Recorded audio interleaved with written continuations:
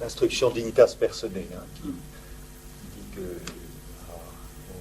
à ses yeux, le clonage thérapeutique est encore plus grave moralement que le clonage reproductif. Il y a aussi peut-être comme argument par rapport à votre question, ce n'est pas la dépendance, mais ça serait quand même grave qu'on stigmatise l'embryon pour sa dépendance, alors que de toute façon, tout être humain, à un certain moment, sans le support de l'humanité, meurt d'un moment à un autre. Que ce soit un bébé à la naissance, un vieillard en difficulté, ou nous-mêmes d'ailleurs, parce qu'on serait privé de tout support de l'humanité, que sans doute aurions du mal à nous nourrir, à trouver quelque chose. Donc la dépendance est la caractéristique de l'être humain. Pour les unis, c'est pas une question de dépendance, c'est une question d'échange. Pour ma part, j'ai une question sur l'anonymat du don de gamètes. Je voulais savoir si c'était vraiment anonyme ou si des parents qui ont besoin donc d'un don de gamètes peuvent avoir accès quand même à l'état de santé du donneur, à sa race, parce que j'imagine un couple blanc par exemple qui se retrouve avec un embryon, mettons asiatique ou noir. Est-ce qu'il serait informé ou pas de ce type d'information? Ce qui lèverait un peu l'anonymat en fait. Tout à fait. Il y a un anonymat, mais qui est atténué par ce type de caractéristiques, même s'il y a eu quelques accidents célèbres où on a vu un couple découvrir qu'effectivement il y avait une erreur ou un mélange de sperme dans une éprouvette. Mais effectivement, il y a un certain nombre de caractéristiques physiologiques qui permettent de donner à la famille un enfant qui correspond le mieux possible à celui qui pourra s'identifier ensuite à ses parents. D'autant plus qu'en France, on cache quand même encore à beaucoup d'enfants qu'ils sont nés ainsi. Ils le découvrent parfois très douloureusement, après l'avoir senti, comme on sait, les enfants savent tout, mais quand on le leur cache, ça fait des secrets de famille.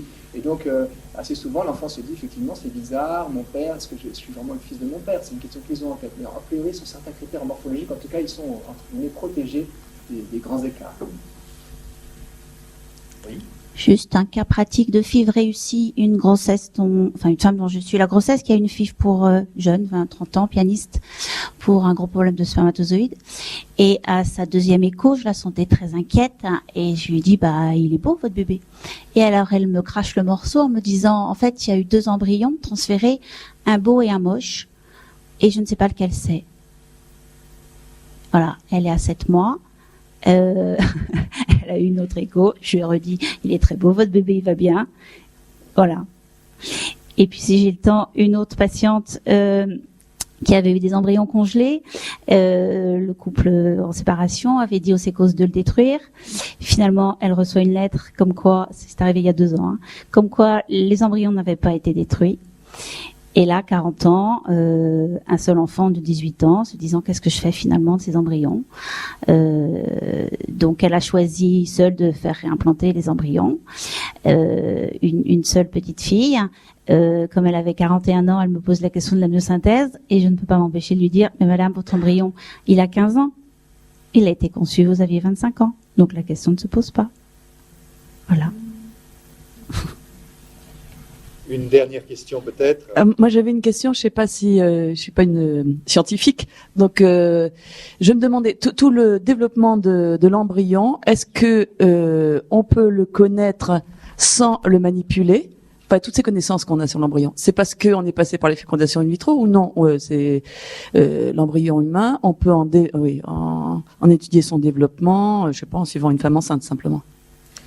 Non, alors on ne peut pas étudier le développement de l'embryon humain juste comme ça. Il est beaucoup trop petit dans l'utérus maternel pour pouvoir le suivre.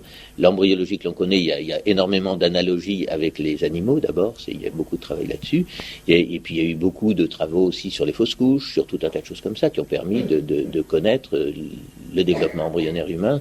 Ça a été beaucoup, tout le début de l'embryologie, ça a été beaucoup l'étude des fausses couches.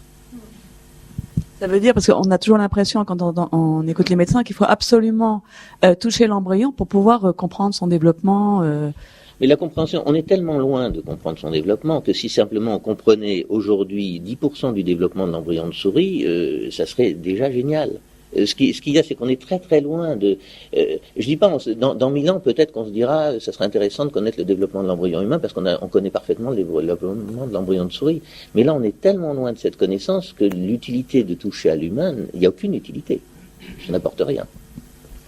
Voilà, nous allons arrêter là pour une courte pause. Donc, merci à ceux qui n'ont pas eu le temps de s'inscrire de confirmer plutôt leur inscription à l'accueil de le faire maintenant.